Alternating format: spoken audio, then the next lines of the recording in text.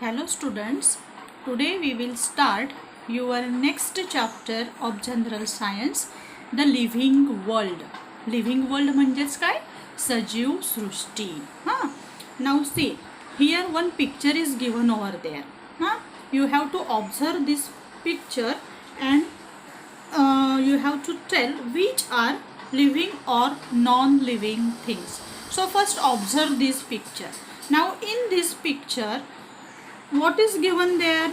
One house is there. Then in front of that house one big tree is there. Then one girl is sitting in the staircase. Okay. Then one boy is standing over there and in his hand there is a kite. Then that girl is reading a book. Then in that yard there is a hen with her chicken. Then one doggy is there, puppy is there, ball, then this box is there, this bucket is there. In that house one fan is at the ceiling, then table lamp is there, then birds they are flying in the sky. Okay, म्हणजे ह्या सर्व गोष्टी ह्या पिक्चरमध्ये तुम्हाला दिसत आहेत की एक घर आहे, घराच्या अंगणामध्ये एक मोठं असं झाड दिसतंय, एक मुलगी आहे ती त्या पायऱ्यांवर बसून काहीतरी हातात पुस्तक आहे तिच्या ती वाचते, नंतर एक मुलगा उभा आहे त्याच्या हातामध्ये पतंग आहे, नंतर एक कुत्र्याचं छोटं पिल्लू आहे, तिथे एक फुटबॉल पडलेला आहे, एक काहीतरी बॉक्स दिसतोय, नंतर एक कोंबडी आहे आणि तिची पिल्लं आहेत, नंतर इथे काहीतरी एक डस्टबिनसाठी वगैरे काहीतरी बकेट ठेवलेली दिसते, घरामध्ये एक सिलिंग फॅन आहे, हा टेबल लॅम्प आहे वगैरे ह्या गोष्टी आपल्याला दिसत आहेत. मग यावरून तुम्हाला आता लिव्हिंग थिंग्स आणि non living things. Okay, you have to tell living things and non living things. Living things म्हणजेच काय, ज्याला आपण सजीव असं म्हणतो, आणि नॉन लिव्हिंग थिंग्स म्हणजेच ज्याला आपण निर्जीव म्हणतो. मग आता सांगा बरं, या पिक्चरमध्ये सजीव असं कोण आहे बरं? Which are the living things in this picture? This boy, girl, then this doggy, then this hen and its chicken, then this tree also, na? Tree also is a living thing. Okay, then what about non-living things? This house is a non-living thing, then this box is a non-living, then this ball is also non-living, this bucket is non-living. Okay, so all, then this ceiling fan, table lamp, all these things they are non-living things. Now why you are saying that these things are living and non-living? Because they are having some special characteristics. त्यांचे काही महत्त्वाचे असे गुणधर्म आहेत, त्यावरून तुम्ही त्यांना काय म्हणताय? लिव्हिंग आणि नॉन लिव्हिंग थिंग्स. मग आता हे जे लिव्हिंग थिंग्स आणि नॉन लिव्हिंग थिंग्स आहेत यांचे काही महत्त्वाचे कॅरेक्टरिस्टिक्स आहेत, काही गुणधर्म आहेत. Okay, that characteristics we have to see now one by one. आपल्याला एक एक करून बघायचं आहे. Now first characteristics is growth.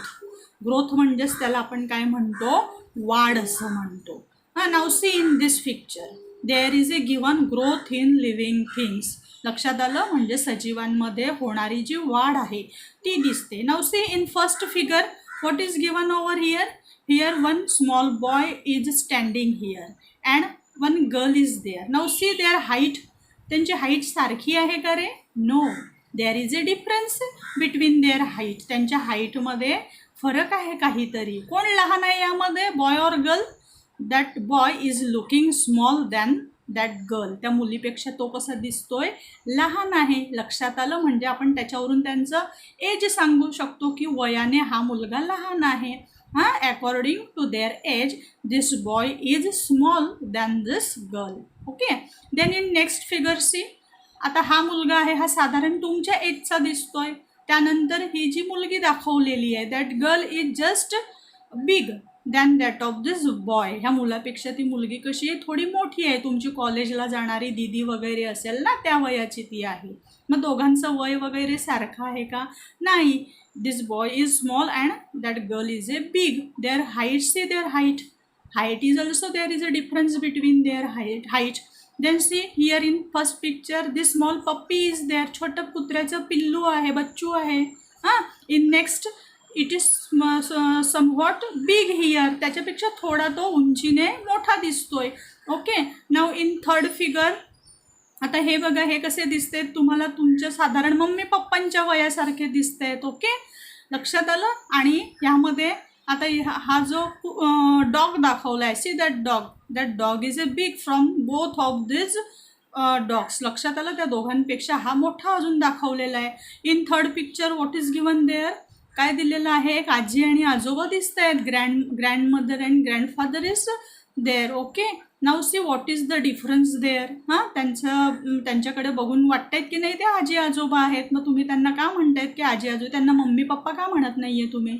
हां, means some differences between this and this. Okay, so now see we are talking about their growth. आपण त्यांच्या ग्रोथविषयी बोलतोय थोडक्यात. हां, now during the period of its growth means see a baby grows up to become an adult person. म्हणजे एक लहान बाळ, त्याच्या शरीराची वाढ होते. A baby grows up to become an adult person, म्हणजे एक प्रौढ व्यक्ती किंवा स्त्री असेल किंवा पुरुष असेल तर ते होण्यामध्ये काय होतं, इट टेक्स ए पिरियड, काहीतरी एक वेळ जातो. लक्षात आलं. त्यानंतर during the period of its growth, त्यांच्या ह्या जो पिरियड आहे, हा कालावधी आहे वाढीचा, त्यामध्ये the baby gains in height, जे लहान बाळ असतं तो काय काय प्रगती होते त्याच्यामध्ये, तर त्याची हाईट वाढते, उंची वाढते, त्याचं वेट वाढतं, त्याचं वजन वाढतं, त्याची स्ट्रेंथ म्हणजे त्याची जी पॉवर आहे, शक्ती आहे ती वाढते. In the same manner all animals grow into adults in a certain period. आणि अशा विशिष्ट कालावधीमध्ये एनिमल्सची सुद्धा ग्रोथ होत असते. Now generally human require 18 to 21 years for this growth. म्हणजे मनुष्य प्राण्यांमध्ये त्यांची ग्रोथ होण्याचा जो पिरियड आहे तो साधारण किती दिलेला आहे, 18 to 21 इयर्स. म्हणजे हा जो वयाचा पिरियड आहे, या वयामध्ये शरीराची वाढ जी आहे ही झपाट्याने होत असते. लक्षात आलं. Means your first characteristic is growth. Okay, then see in now this we have seen about in animals or human beings. Then what about plants? Now see in this figure you have given what you have given, you have to try this. Tie a thread to the tip of a potted sapling. म्हणजे एका कुंडीमध्ये एक रोप लावलेला आहे आणि त्या रोपाला काय करायचं आहे तुम्हाला, हिअर ॲट द टिप म्हणजे टोकाकडे काय करायचं आहे, you have to tie a thread, एक दोरा बांधायचा आहे. लक्षात आलं. आणि तो दोरा कुठे अटकवायचा आहे, इथे या ठिकाणी या स्टँडच्या हुकाला. लक्षात आलं. Then see keep the thread stretch and tie it to a peg or nail above the plant. म्हणजे इथे हा जो नेल आहे, खिळा आहे, हुक आहे, त्या ठिकाणी त्याला तो दोरा बांधायचा आहे. So what do you observe after 10 to 15 days. 10-15 दिवसानंतर जेव्हा तुम्ही परत बघायला जाल तेव्हा तुम्हाला काय दिसेल, what will you see after 10 to 15 days. तुम्हाला 10-15 दिवसांनी काय बघायला मिळेल, you will see just like this picture. Okay, means here see in this first picture what is the height of this sapling, and in second picture see what is the height of this sapling. means its height is increase year, वाढलेली आहे ना उंची, आणि उंची वाढल्यामुळे काय झालं आहे, दिस थ्रेड बिकम्स लूज. हा थ्रेड जो आहे तो लूज झाला. यावरून तुम्ही काय सांगतात की the growth of living thing occurs in plants also. म्हणजे प्लांट्समध्ये सुद्धा ग्रोथ होत असते, म्हणून आपण प्लांट्सला काय म्हणतो, लिव्हिंग थिंग्स म्हणतो. Okay, now see then next most important point that why food is necessary for growth. म्हणजे अन्न जे आहे, अन्नाची गरज का असते वाढीसाठी. हां, now in this figure, so see in this figure what is given over here, one plant is there. हां, then this there is a sun. Its sunlight is given over. This sunlight is coming towards the earth's surface. Here there is a carbon dioxide, here oxygen is there, and here at the bottom at the soil water and nutrients are given there.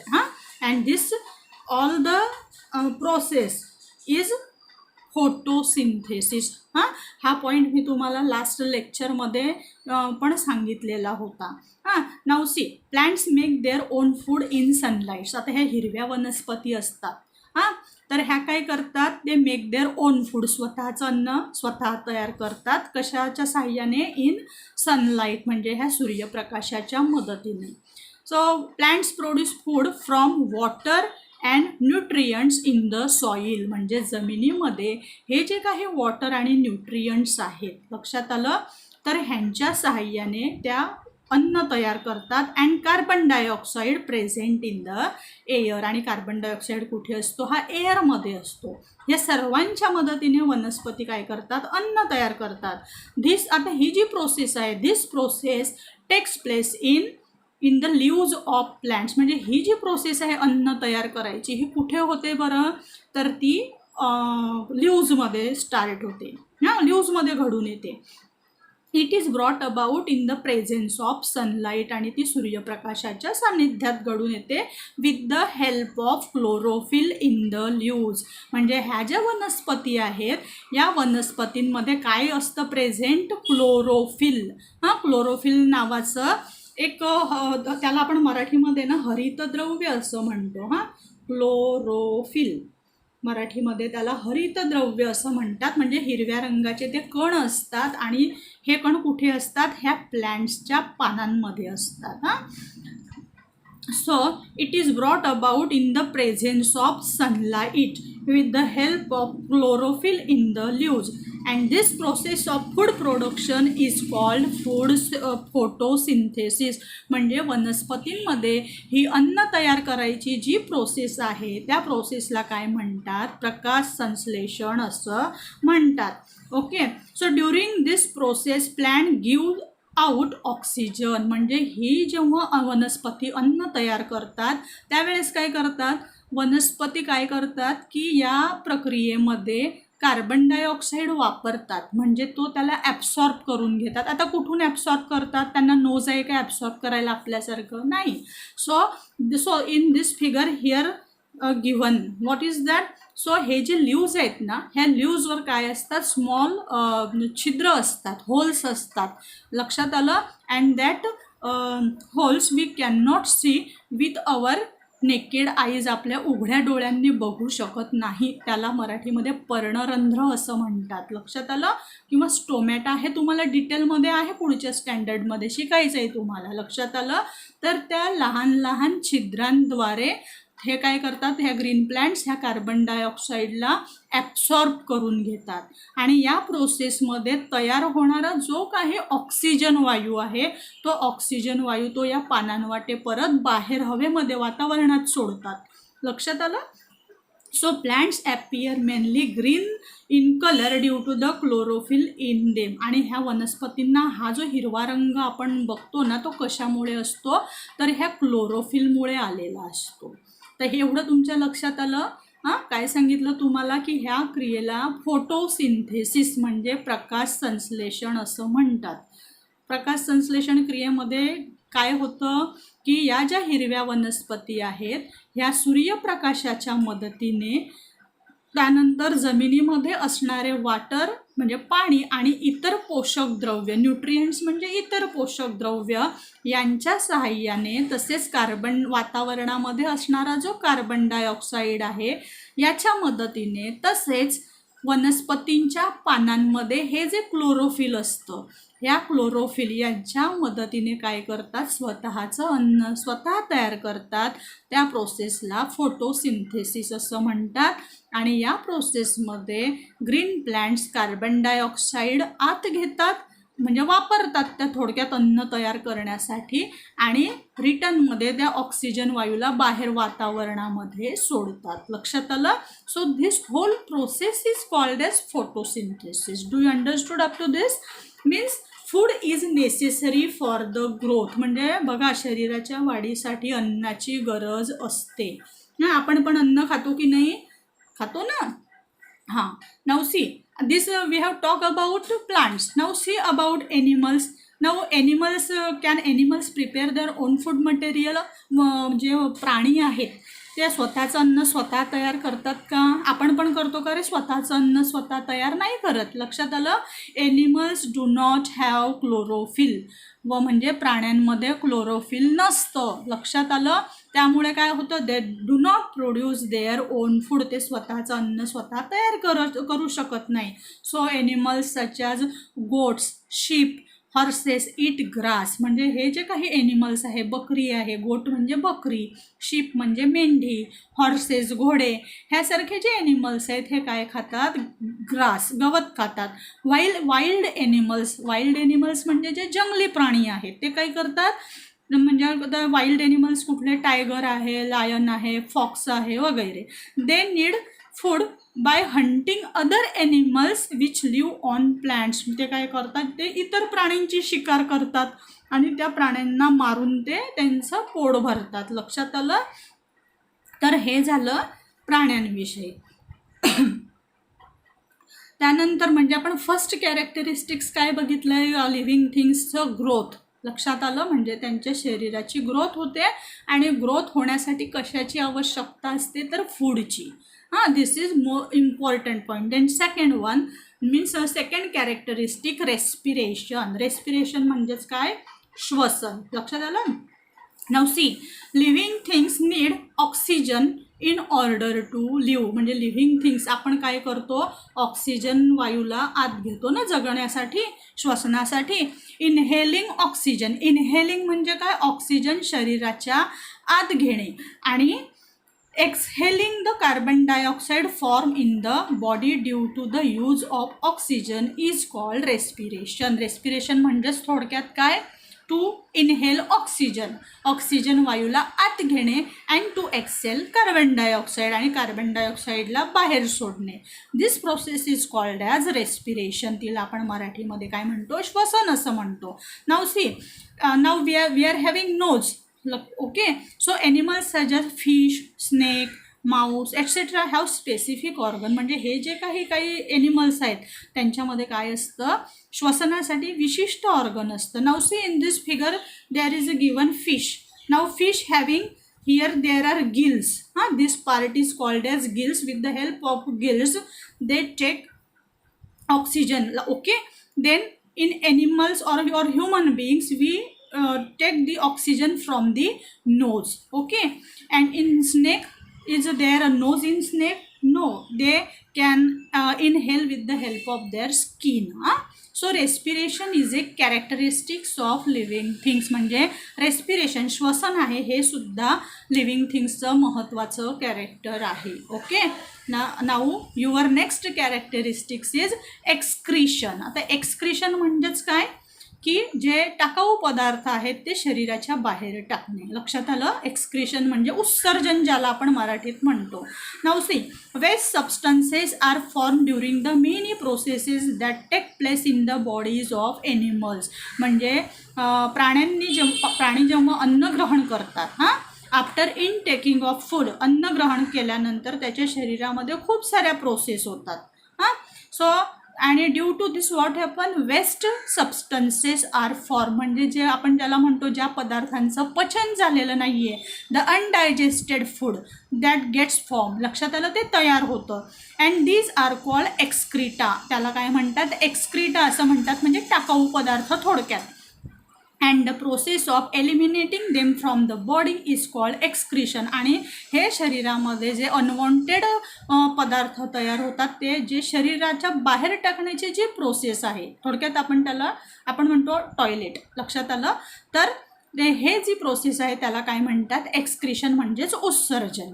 Animals have specific organs for excretion. म्हणजेच प्राण्यांमध्ये विशिष्ट organ असतं की त्याद्वारे ते हे जे waste material आहे ते शरीराच्या बाहेर टाकतात. Okay, now see, this we have talk about plants, animals. But what about plants? Plants to excrete. म्हणजे प्लांट्स जे आहेत ना त्यासुद्धा उत्सर्जन करतात. For example, some plants shed leaves in a specific season. म्हणजे काही प्लांट्स आहेत ना त्यांचं बघा, काही विशिष्ट सीझन आला की त्यांच्या झाडांची जी पानं असतात ती गळायला सुरुवात होते. बघितलं आहे का तुम्ही?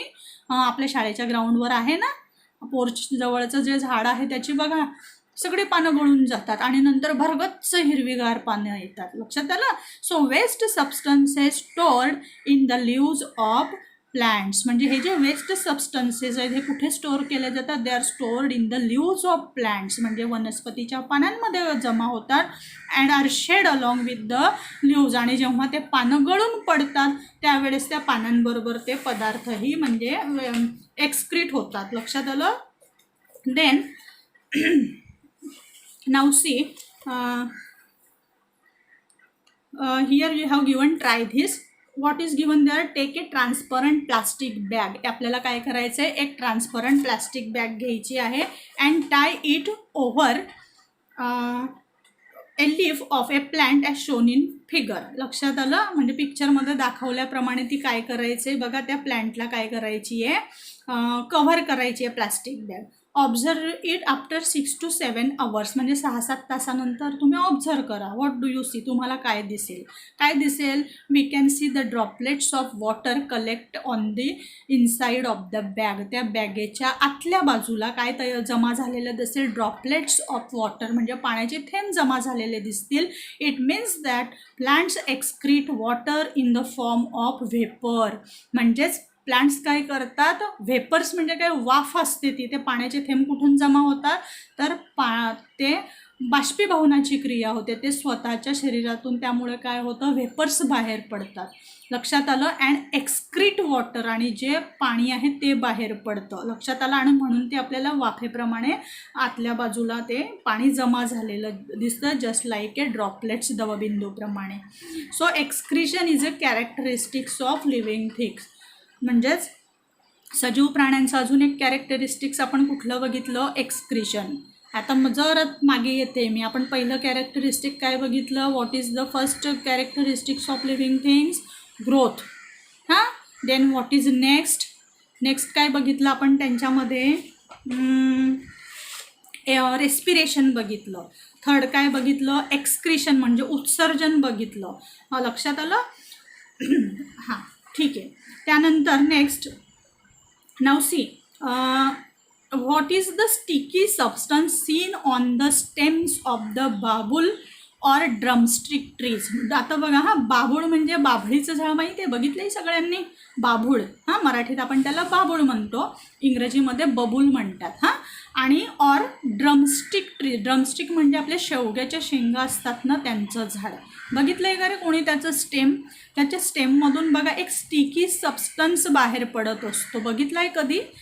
तो काय असतो रे?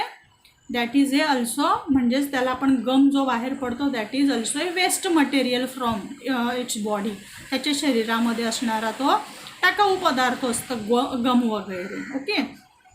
Now see we talk about our next point. Now see, आता आपण तुम्ही याचा अनुभव घेतला आहे का ते मला सांगायचं आहे. हां. Suppose light flash suddenly into your eyes. आता तुम्ही इथे बसलेले आहात and I flash light on your eyes. तुमच्या डोळ्यांवर जर मी लाईट चमकवला किंवा बॅटरी चमकवली तर काय होईल? What is your action? काय कराल रे तुम्ही? गच्च डोळे बंद कराल किंवा असा हात आडवा कराल. लक्षात आलं. किंवा तुमचं तोंड फिरून घ्याल. लक्षात आलं. Suddenly you felt a pinprick. जर समजा अचानक तुमच्या मित्राने किंवा मैत्रिणीने तुम्हाला एक पिन टोचली खालून, मग काय होईल? तुमचे काय रिॲक्शन असेल? असं कराल ना तुम्ही. The leaves of the mimosa plant were touch. Mimosa plant म्हणजे लाजाळूची वनस्पती. बघितली का रे तुम्ही सगळ्यांनी? This is mimosa plant. हां, म्हणजे लाजाळूच्या वनस्पतीला, प्लांटला जर आपण टच केलं तर काय होतं? बघितलं आहे तुम्ही? ती तिची पानं जी असते ना ती सगळी बंद करून घेते, म्हणून तिला लाजाळू म्हणतो आपण मराठीमध्ये. लक्षात आलं. Means all these examples tells us that responsiveness to stimuli and movement. म्हणजे हे काय आहे? This is the next characteristics of living things. सजीवांमध्ये असणारं हे नवीन कॅरेक्टरिस्टिक्स आहे, गुणवैशिष्ट्य आहे त्यांचं. रिस्पॉन्सिव्हनेस टू स्टिम्युली म्हणजेच उत्तेजनास प्रतिसाद देणे किंवा काहीतरी त्यामुळे हालचाल होते. लक्षात आलं. So now see, if you suddenly enter a cow shed, म्हणजे एखादा गायींचा गोठा वगैरे असतो, तिथे तुम्ही जर अचानकपणे एंट्री केली तर काय होतं? The cows and buffalo stand up. म्हणजे ज्या गायी म्हशी असतात त्या काय होतात? एकदम उभ्या राहतात. लक्षात आलं. बिगिन टू मूव्ह, लक्षात आलं. इकडे तिकडे हालचाल करायला सुरुवात करतात. दीज आर ऑल मुवमेंट्स, म्हणजे ह्या सगळ्या काय आहेत, हालचाली आहेत, त्यांची रिॲक्शन आहे, त्यांनी दिलेला रिस्पॉन्स आहे तो. त्यानंतर next, A creeper प्लॅन्टेड in the courtyard leans towards a support. Creeper म्हणजे काय, त्याला आपण वेल म्हणतो. लक्षात आलं. एखादी वेल म्हणजे एखाद्या झाडाचं जी वेल असते, वेल माहिती आहे ना तुम्हाला, द्राक्षांचं वेल असते, त्याला आपण वाईन पण म्हणतो. लक्षात आलं.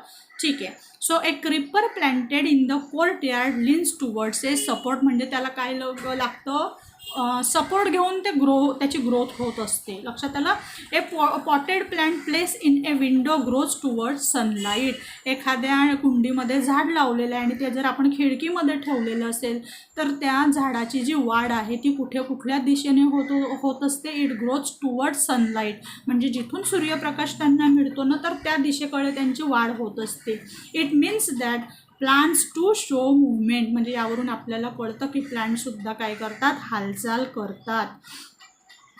ठीक आहे. Then the movement or the change taking place in a living things at such a time is their response to a stimuli. म्हणजेच अशा प्रकारची जी हालचाल असते त्यांच्यात घडून येणारा हा जो बदल असतो त्याला काय म्हणतात, रिस्पॉन्स टू अ स्टिम्युलस, म्हणजे ते त्यांच्या उत्तेजनाला प्रतिसाद देतात. आणि the ability of living things to respond to a stimulus is called their responsiveness to stimuli, आणि त्यालाच काय म्हणतात मग, म्हणजे उत्तेजनाला त्यांनी दिलेला प्रतिसाद. म्हणजेच responsiveness to stimuli is a characteristics of living things, म्हणजे हा एक चौथं कॅरेक्टरिस्टिक्स आपण बघितलं आहे. त्यानंतर next characteristics is reproduction. Reproduction म्हणजेच काय म्हणतो बरं त्याला आपण, पुन्हा तयार होणे, नव्याने पुन्हा तयार होणे. हां, मग आता याच्यामध्ये काय दिलं आहे, living things produce other living things like themselves, म्हणजे सजीव प्राणी काय करतात, आपल्याप्रमाणेच दुसऱ्या सजीवाची निर्मिती करतात. लक्षात आलं. म्हणजेच त्याला प्रजनन म्हणूया आपण, प्रजनन असं म्हणतात. Some animals give birth to their young ones. काही प्राणी आहेत ते काय करतात की त्यांच्या यंग वन्सला, म्हणजे त्यांना जे पिल्लू होतं किंवा बाळ होतं त्यांना ते जन्म देतात. And some lays egg. काही असतात ते काय करतात, अंडी देतात. Their young ones hatch out of the eggs, म्हणजे अंड्यामधून उभून ते नंतर बाहेर येतात. New plants are produce from the seeds, म्हणजे ॲनिमल्सप्रमाणे प्लांट्ससुद्धा नव्याने तयार होतात की नाही, plants are produce from the seeds, बियांपासून किंवा स्टेम. आपण बघा एखादं झाड लावायचं असेल तर आपण त्या प्लांटचं स्टेम लावतो किंवा लीव्स पण लावतो. लक्षात आलं की ज्याच्याने दुसरे परत तसं झाड तिथे तयार होतं किंवा वाढ होते त्याची. So what is the definition of reproduction? The process by which A living thing generates a new living thing like it self is called reproduction or procreation, म्हणजे ज्या क्रियेमध्ये सजीव प्राणी आपल्यासारखा दुसरा सजीव निर्माण करतो त्यालाच काय म्हणतात, रिप्रोडक्शन असं म्हणतात. So again this reproduction is a characteristics of living things, म्हणजेच हा काय आहे, सजीवांचा अजून एक पाचवा महत्त्वाचं कॅरेक्टरिस्टिक्स आहे. लक्षात आलं. आता बघा पिक्चरमध्ये तुम्हाला दिलं आहे की ह्या अ बर्ड लेग एग्स, म्हणजे बघा चिमणीने ही अंडे दिलेली आहेत. नंतर ह्या अंड्यांना ही चिमणी काय करते, हॅच करते, म्हणजे उभवते आणि त्यामधून पिल्लू बाहेर पडतं. लक्षात आलं. त्यानंतर नेक्स्ट हिच्यामध्ये काय दिलं आहे, हा तुम्हाला घोड्याचं चित्र दिलं आहे आणि हे त्याचं पिल्लू दिलेलं आहे. लक्षात आलं. Means A mayor and A, घोडा नाही घोडी. लक्षात आलं. ए मेयर अँड हर फोल. लक्षात आलं. म्हणजे ती घोडी आणि तिचं हे पिल्लू दिलेलं आहे. लक्षात आलं. नंतर इथे काय दिलेलं आहे तुम्हाला, रोज कटिंग. बघा हे त्याचं स्टेम आहे, म्हणजे आपण जे रोजचं जे स्टेम असतं त्याला पण आपण कट करून लावतो की नाही, म्हणून स्टेम लावल्यानंतर पण त्याची ग्रोथ होते. Okay. So this is about reproduction. Now life span, a definite life span. Life span म्हणजेच आपल्या जीवनाचा जो पिरियड आहे तो. लक्षात आलं. Now see, at a certain stage of life, म्हणजे वयाच्या एका विशिष्ट स्टेजपर्यंत living things become capable of reproduction, म्हणजे ते रिप्रोडक्शन करू शकतात. Later on it life reproduction stage their organs become weak and still later their life comes to an end. म्हणजे नंतर त्यांचे जे ऑर्गन्स म्हणजे ते थकून जातात, ते वीक होतात, लक्षात आलं, आणि life comes to an end म्हणजे त्यांच्या जीवनाचा शेवट होतो, अंत होतो. In other words living things die म्हणजे नंतर सरते शेवटी काय होतं की लिव्हिंग थिंग्स सजीव प्राणी काय आहेत ते मरतात. The life span of different animals and plants are different म्हणजे हा जो लाईफ स्पॅन आहे म्हणजे त्यांच्या वयाचा जो पिरियड आहे हा सर्व प्राणी आणि वनस्पतींमध्ये वेगवेगळा आहे. For example the life span of the dog is about 12 to 18 years म्हणजे कुत्रा जो असतो हा साधारणपणे 12 ते 18 वर्षापर्यंत जगू शकतो, लक्षात आलं.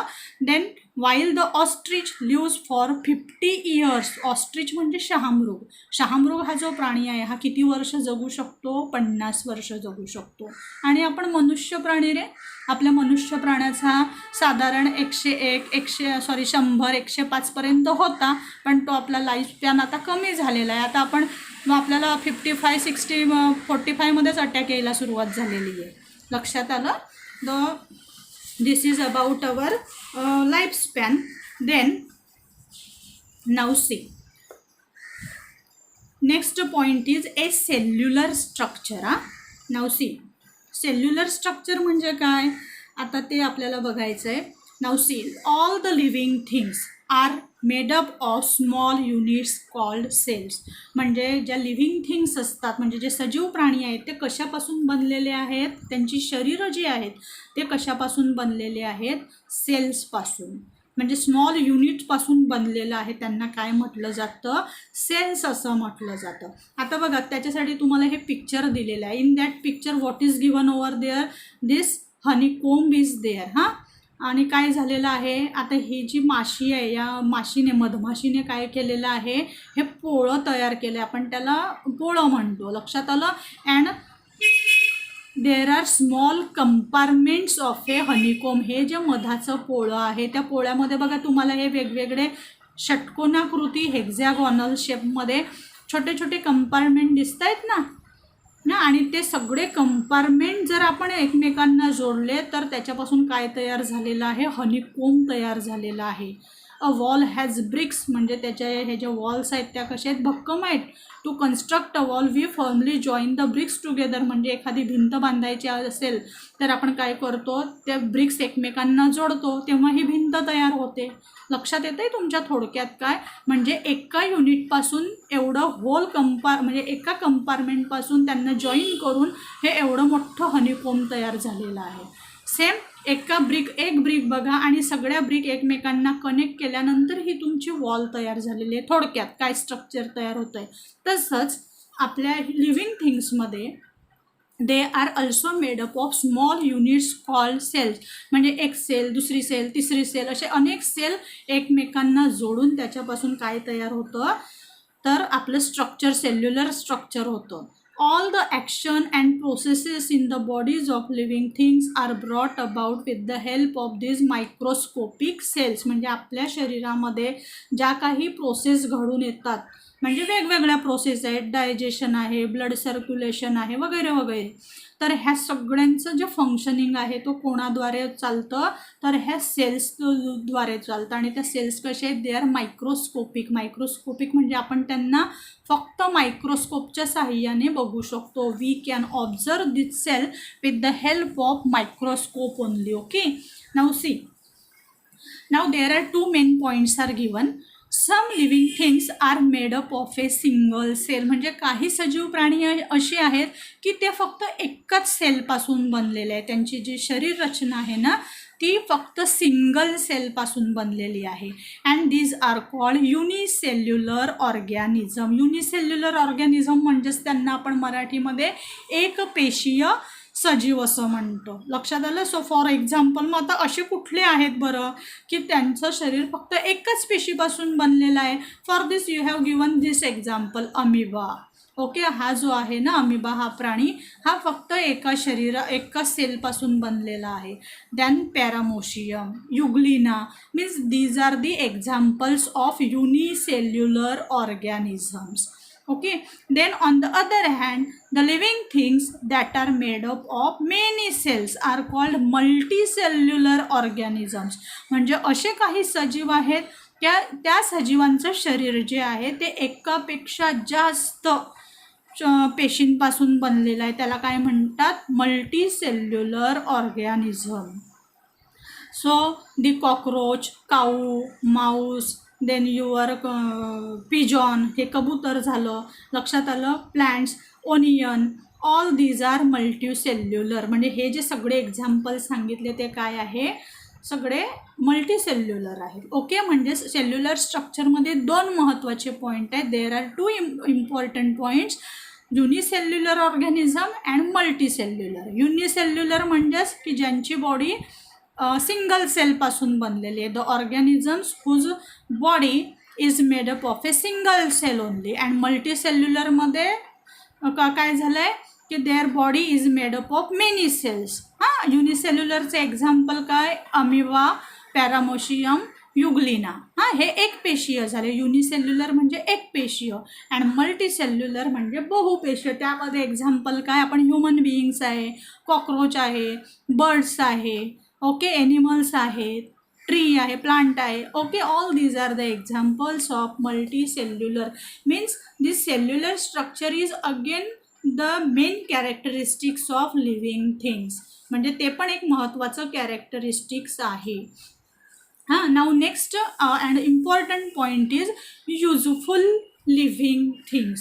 आता बघा, आपण लिव्हिंग थिंग्स बघतोय, पण लिव्हिंग थिंग्समध्ये आता काही लिव्हिंग थिंग्स आहेत ते आपल्याला युजफुल आहेत, उपयोगी आहेत, आणि काही लिव्हिंग थिंग्स आहेत ते आपल्याला हार्मफुल आहेत. हार्मफुल म्हणजे त्यांच्यापासून आपल्याला हानी पोहोचते. लक्षात आलं. मग आता युजफुल लिव्हिंग थिंग्सचे पण आपण दोन टाईप केलेले आहेत. एक आहे प्लांट्स आणि दुसरं लिव्हिंग थिंग्स म्हणजेच काय, आपले एनिमल्स. ओके, मग how plants are useful for us. पहिली गोष्ट, प्लांट्स आपल्याला कशा काय उपयोगी आहेत. So plants are use for household as well as industrial purposes. पहिली गोष्ट, वनस्पतींचा उपयोग आपण कशासाठी करतो, घरगुती वापरासाठी करतो, आणि as well as industrial purposes म्हणजे कारखान्यांमध्ये वगैरे काही काम म्हणजे त्यांचं गरज असेल त्या ठिकाणी करतो. मग आता तुम्ही म्हणाल हाऊसहोल्ड पर्पजेससाठी म्हणजे कशासाठी करतो. हाऊसहोल्ड म्हणजे आपण घरामध्ये बघा लाकडाचं फर्निचर बनवतो आहे ना, लाकडापासून काय काय बनवतो. आता तुम्ही म्हणाल टेबल आहे, चेअर आहे, हे आहे, ते आहे. Means all this things are prepared from wood. लाकडापासून बनवलं जातं. आणि लाकूड कुठून मिळतं, we get it from plants, वनस्पतींपासून मिळतं. देन फॉर इटिंग, अन्न म्हणून करतो की नाही आपण. फॉर एक्झाम्पल फेनुग्रीक, मेथी आहे, पोटॅटो आहे, ओकरा म्हणजे भेंडी आहे, ॲपल आहे, बनाना आहे, आर यूज ॲज फूड. म्हणजे प्लांट्सचा यूज आपण काय फूड म्हणून पण करतो. व्हाईल वसाका म्हणजे त्याला आपण मराठीमध्ये अडुळसा असं म्हणतो. हां, हिरडा, बेहडा, asparagus are use as medicines. म्हणजे ह्यांचा उपयोग आपण औषधी उपयोग म्हणून सुद्धा करतो. Means some plants we use them for as a medicinal plant. औषधी वनस्पती म्हणून सुद्धा त्यांचा उपयोग करतो. आता हे थोडक्यात झालं प्लांट्सविषयी. So what about animals. Animals आपल्याला कसे युजफुल आहेत. So animals like dogs, cat, cows, buffaloes are kept for domestic uses. कुत्रा आहे, मांजर आहे, कावळा आहे, काऊ आहे, गाय आहे, बफेलो म्हणजे म्हैस आहे. आपण त्यांना कशासाठी यूज करतो आहे, फॉर अवर डोमेस्टिक युजेस. शेतीमध्येही वापरले जातात की नाही. आपल्याला त्या अन्नासाठी आपल्याला गाय म्हशीपासून दूध मिळतं. लक्षात आलं. म्हणजे ॲज ए फूड म्हणून सुद्धा आपण त्यांना पाळतो. त्यानंतर fish, ship, okay, they are use as A food. म्हणजे आपण जे नॉनव्हेज वगैरे खातात ते लोक या फिश आणि शिपचा अन्न म्हणून उपयोग करतात. Some animals like horses, oxen, camel pro useful in various occupation. म्हणजे ह्यांचा उपयोग व्यवसायामध्ये किंवा ट्रान्सपोर्टसाठी सुद्धा करतो आपण. हॉर्सचा उपयोग आपण घोडागाडीसाठी करतो. ऑक्स, बैल आहे, त्याचा उपयोग आपण फार्मिंगसाठी शेतामध्ये करतो. कॅमलचा यूजसुद्धा आपण ट्रान्सपोर्टसाठी करतो. डॉंकीज आहेत, डॉंकीजवरून सुद्धा माती वगैरे कुंभार लोक जे असतात, पॉटर लोक, ते त्यांचा उपयोग करतात वाहतुकीसाठी. Means for transport. And the earthworm म्हणजे गांडूळ, जमिनीमध्ये आढळतो ना गांडूळ. The earthworm is very useful in agriculture. तर शेतीमध्ये गांडुळाचा उपयोग कशासाठी होतो, तर अर्थवर्म काय करतो, माती भुसभुशीत करतो, म्हणून मग आपलं पीक कसं असतं ते जोमाने वाढतं. लक्षात आलं. Means all these are the living things, means plants and animals both are useful for us, आपल्याला ते उपयोगी आहे. Now harmful living things. Now some living things they are harmful. काही लिव्हिंग थिंग्स आहेत ते आपल्याला कसे आहेत, हानिकारक आहेत. मग कसे हानिकारक आहेत. Now see some animals and plants around us are harmful to man. आता हार्मफुलमध्ये परत प्लांट्स आणि एनिमल्स दोघं आले. दोघंही आपल्याला हार्मफुल आहेत. कसे, for example first mosquitoes and flies spread diseases. आता तुम्हाला माहिती आहे मॉस्किटोजने जर आपल्याला बाईट घेतला, आपला चावला, तर काय होतो, आपल्याला हिवताप आहे, मलेरिया आहे वगैरे यासारखे आजार होतात. Then flies also spread disease. माशा जे आहेत, माशा काय करतात, ह्या कुठल्या तरी घाणीवरून उडत उडत येतात आणि कुठे बसतात, जे खाद्यपदार्थ रस्त्यांवर वगैरे विकले जातात वडापावसारखे, तिच्यावर येऊन बसतात आणि आपण चवीने खातो ना ते, बरोबर ना. आणि मग त्याच्यामुळे काय होतं, स्प्रेड गेट डिसीजेस, म्हणजे यामुळे आजार पसरतो. Cockroaches, MICE, rats destroy our food, म्हणजेच जे झुरळं आहेत, नंतर उंदरं आहे, घुशी आहे, हे सुद्धा काय करतात, अन्नाची नासाडी करतात. त्यानंतर lice, ticks are also spread diseases. Lice म्हणजेच आपल्या डोक्यामध्ये आढळते ना, लक्षात आलं. आणि टिक्स म्हणजे गोचिड, दॅट ऑल्सो स्प्रेड डिसीजेस, त्यांच्याने सुद्धा आजार पसरतात. The bites of some poisonous lizard, spiders, snakes and scorpions can even cause death. म्हणजे ह्यासारखे जे विषारी प्राणी आहेत, म्हणजे लिझार्ड आहे, त्यानंतर म्हणजे सरडा वगैरे, त्यानंतर साप आहे, लक्षात आलं. विंचू आहे, स्कॉर्पियन म्हणजे विंचू, ह्यासारख्या प्राण्यांच्या बाईटमुळे आपल्याला काय मृत्यू पण येऊ शकतो. Means they are harmful for us. If wild elephants enter human settlements they cause a lot of destruction. म्हणजे बघा आपण बऱ्याचदा बातमी ऐकतो की एखादा एलिफंट वगैरे जंगलामधून पळून येऊन कुठल्या वस्तीमध्ये शिरला मानवाच्या, ह्युमन सेटलमेंट्समध्ये, then they cause a lot of destruction, म्हणजे ते शेताचीही नासाडी करतात आणि त्या गावाची सुद्धा नासाडी करतात. Means they are harmful for us. Some, आता हे झालं एनिमल्स विषयी. Now see about plants. In some plants means some plants too can be harmful. काही वनस्पती आहेत ना, त्या पण आपल्याला हानिकारक आहेत. दी डॉडर, डॉडर म्हणजे अमरवेल. बघितली आहे का रे तुम्ही अमरवेल? It is just like yellowish thread like structure. And lantana म्हणजे तिला मराठीमध्ये घाणेरी असं म्हणतात. ह्या स्ट्रॉंग ऑर्डर, त्यांना खूप उग्र असं स्ट्रॉंग असा वास असतो. दी धतुरा प्लांट इज पॉयझनस. म्हणजे आता ह्या बघा फिगरमध्ये तुम्हाला दिलेलं आहे, this white colour flower plant. Okay, this datura plant is poisonous, ती सुद्धा विषारी असते. त्यानंतर uncontrol then plants like oleander. Oleander म्हणजे कण्हेरी, त्याला पिंक कलरची फुलं येतात माहिती आहे ना तुम्हाला, कण्हेरी. अँड लँटना म्हणजे घाणेरी, त्यांना असा उग्र असा वास असतो. धतुरा प्लांट इज ए पॉयझनस, ती विषारी असते. ही पांढऱ्या फुलाची जी धतुरा प्लांट दिली आहे, it is a poisonous. And uncontrol growth of fungi and algae in water pollutes drinking water. म्हणजेच पाण्यामध्ये बुरशी आणि जे अल्गी म्हणजे शैवाल यांची जी अनकंट्रोल ग्रोथ होत असते, म्हणजे ते वाढतच असतात. लक्षात आलं. त्याच्यामुळे काय होतं, ते आपलं पाणी सगळं गढूळ बनवतं. It pollutes drinking water and make cause the spread of disease. आणि त्याच्यामुळे काय होतं की रोगांचा प्रसार होतो थोडक्यात. Now we have seen about useful living things, harmful living things. Now your last point is wild animals. Now see, wild animals म्हणजे जंगली प्राणी. So wild animals that hunt other animals for food. म्हणजे जंगली प्राणी that hunt म्हणजे शिकार करणे, other animals दुसऱ्या प्राण्यांची शिकार करणे, for food. लक्षात आलं. Are called predators. म्हणजे हे जे जंगली प्राणी आहेत, हे आपल्या स्वतःचं अन्न मिळवण्यासाठी ते दुसऱ्या प्राण्यांची शिकार करतात. त्यांना काय म्हणतात, प्रिडेटर्स असं म्हणतात. ओके, दिस प्रिडेटर म्हणजे भक्षक. For example tiger, lion, wolves, leopard म्हणजे चित्ता, हे जे प्राणी आहेत हे काय करतात, दुसऱ्या प्राण्यांची शिकार करतात, म्हणून त्यांना प्रिडेटर असं म्हणतात. Okay. Sometimes due to deforestation, such animals enter human settlements in search of food and may kill domestic animals or people. म्हणजे काही वेळेला काय होतं की डिफॉरेस्ट्रेशन मुळे हे ॲनिमल्स काय करता येतात, मानवी वस्तीमध्ये चुकून शिरतात आणि म्हणजे अन्नाच्या शोधात, आणि मग ते जे आपले पाळीव प्राणी असतील किंवा इव्हन मनुष्य प्राणीसुद्धा यांच्यावर सुद्धा ते काय करतात, अटॅक करतात आणि ते आपल्याला ठार करू शकतात. लक्षात आलं. So main points are what given in this chapter, that which are the main characteristics of living things. So we have seen first growth. हां, आपण काय काय बघितले, ग्रोथ बघितलं म्हणजे लिव्हिंग थिंग्सची ग्रोथ होते. त्यानंतर दुसरं characteristic respiration, then excretion, then responsiveness to stimuli, then reproduction, then a definite lifespan, a cellular structure. Means total 7 characteristics are given in this chapter. Then we have seen about the cellular structure. In cellular structure we have seen about 2 points, unicellular and multicellular. Then we have seen useful living things. In useful living things we have seen the uses of plant and animals both. In harmful living things म्हणजे जे हानिकारक आहेत आपल्याला, त्यामध्ये पण आपण plants आणि animals कसे आपल्याला हार्मफुल आहेत ते बघितलं.